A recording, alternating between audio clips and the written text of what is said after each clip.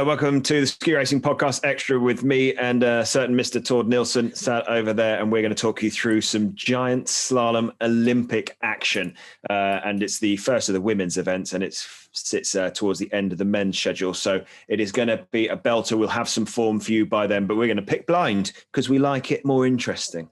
Exactly. Before we start, just remind you to click down there to like and subscribe and share this video with everyone that you know. We are doing previews of all the disciplines and all of it we're picking completely blind because, Ed, there's been no test events. There's been basically nothing. We have very little knowledge of what this brand new ski resort, stroke mountain, is going to deliver. Isn't that right?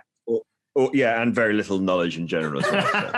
That is also true. Suits us down to the ground.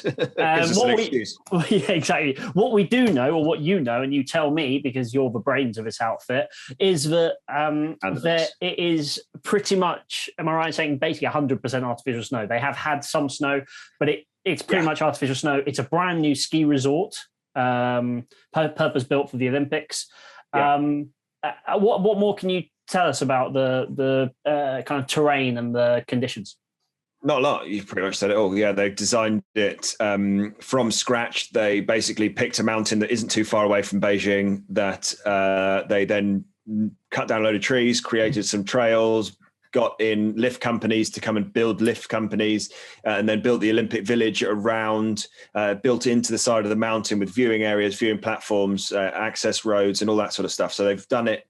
It's all purposefully been designed and built with the Olympics obviously in mind. So it's one of those where it should flow really nicely and the tracks look great. I mean, it looks a tiny bit narrow, but not narrow as in it looks too narrow because it's dangerous. It's not too narrow. It's just in general, the track, I would say, looks a tiny bit narrow and it's quite steep, which means the gates are going to come out the races a bit thick and fast, but it's going to be a cracker. And it's going to be, the snow surface being artificial means that it's a bit hero snow, isn't it? It's one of those where it feels great and it's going to be all about, laying over. We're going to see some smashing angles and it's going to be mega. And it should hold up between the first and the last guy as well, and last athlete as well.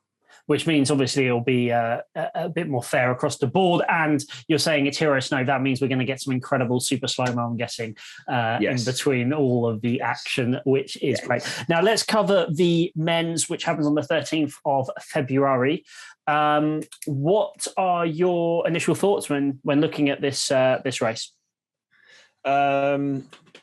My initial thoughts are that this is probably Marco Odermatt's race to lose. I think if you go into the Olympic Games having had the domination that he's had in giant slalom all this year, this is one where we'll see what he's made of in terms of how he's able to hold his nerve. The downhill and the Super G, the downhill he goes in as one of the favourites, but having never won a World Cup, it's almost a bit of a freebie for him to enter the games in. The Super G, he's won in Super G already this season.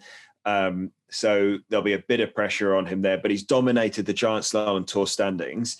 And so this is the one where, the Swiss expect, the world expects this one to be Marco Odermatt, and it's going to be how he deals with that pressure to whether he walks away with it or whether, if anybody's able to find something new over the last couple of weeks, really. And I think that's the reality of it, that they're going to have to be finding some new stuff because they've been trying all season long to topple the young whippersnapper that is Marco Odermatt, and not many have managed to succeed.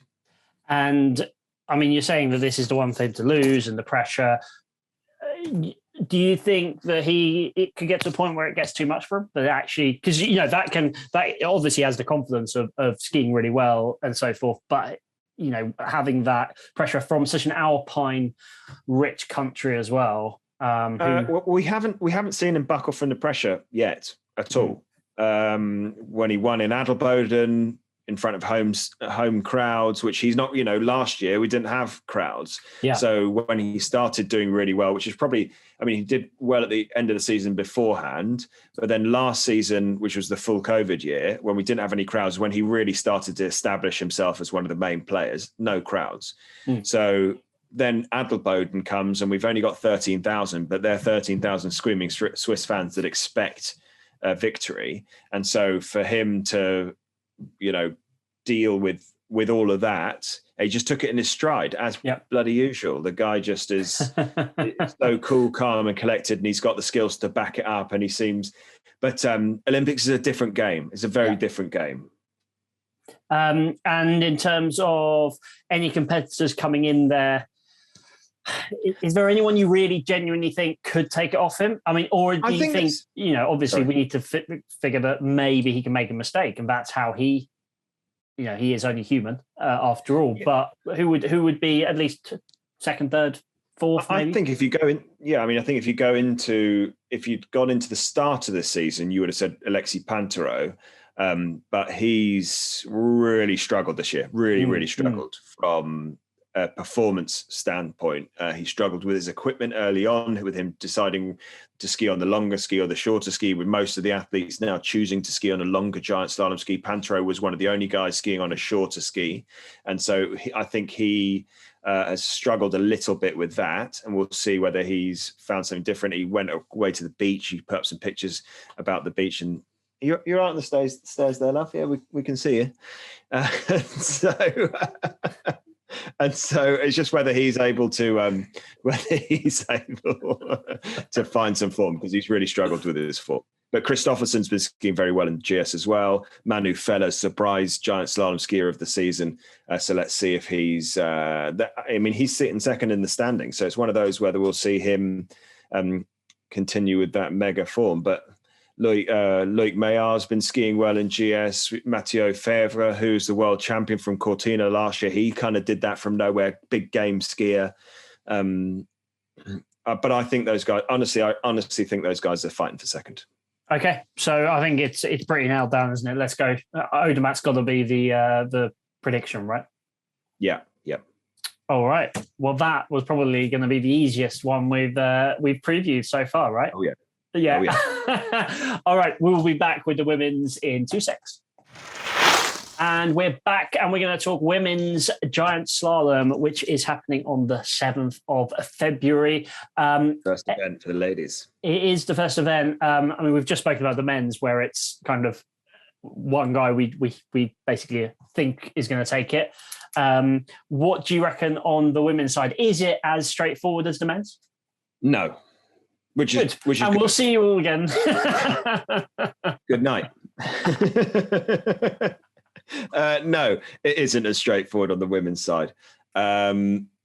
You've got Michaela Schifrin, obviously, but she's not had it all her own way at all in giant slalom this year.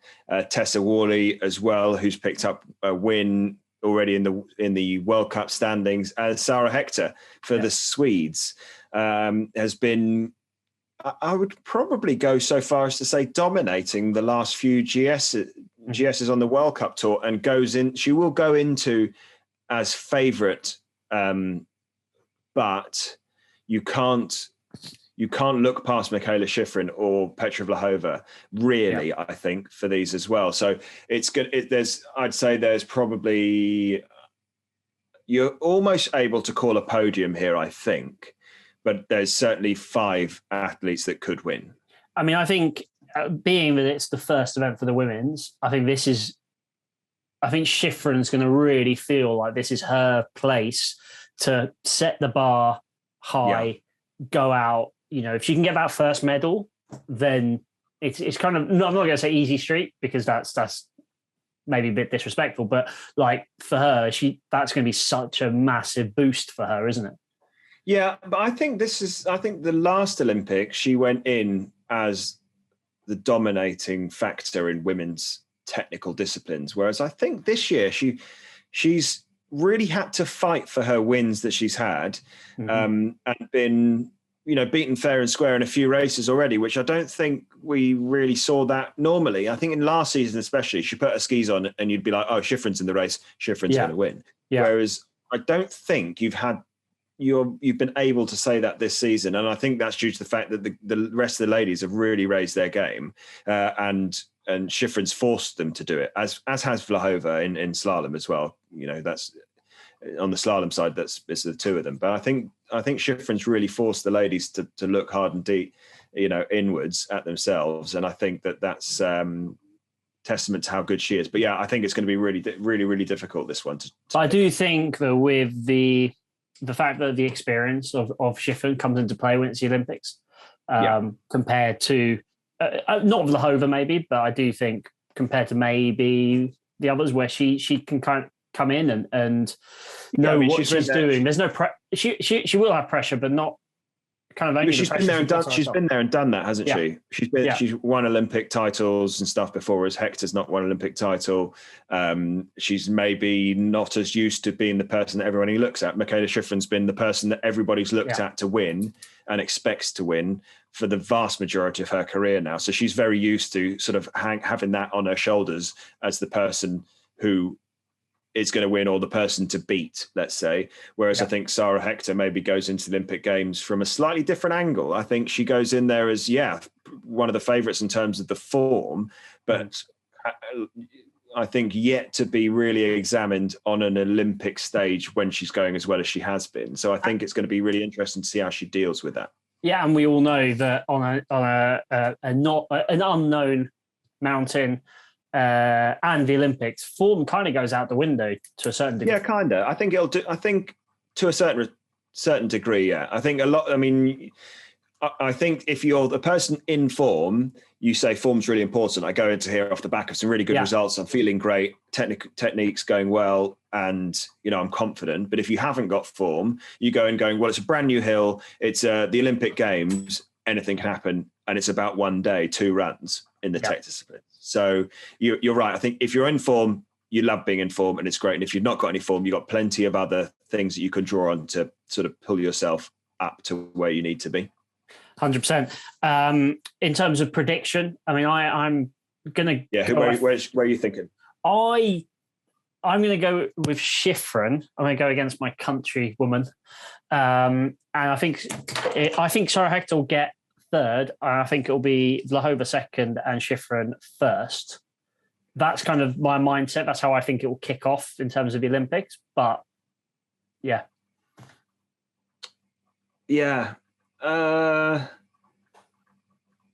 I think if I was putting money on it, I would I feel like I would go safe and go with Shiffrin, because I think that she's going to do a big performance. Whether she wins or not, she'll do a good performance. Mm-hmm. But I am going to, I'm tempted to say Vlhova is an outright winner, just based on the fact that she seems to be skiing so relaxed at the moment, and she's been there and done stuff and delivered when it counts. And she was second she was second, wasn't she? Or was she third in the last GS before in Kronplatz? Can't remember. Anyway, she was on the podium. So I feel like she's, Hector Vlhova. Do you know what? I'm going to go heart here. I'm going to go Hector. You're going to go Hector. I'm just going to very quickly, not that we're sponsored by a betting company, although if anybody wants to sponsor us, then go ahead. Yes. But they are saying Hector is the favourite, but at 3-1. Shiffrin is 5-1. Tessa Worley is 6-1, and Vlhova is 8-1 to give you the Bassino 10-1 to give you the top 5. Yeah, Bassino raced.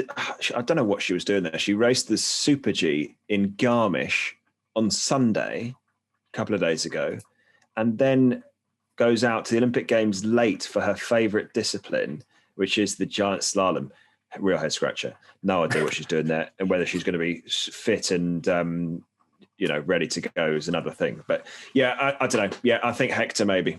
It's going to be a good race. Heart pick. Yeah, it's going to be a good race nonetheless. So we're really looking forward to it. Thank you for watching, and check out the rest of our previews for all the other disciplines. Cheers, Ed. Ciao. Ciao.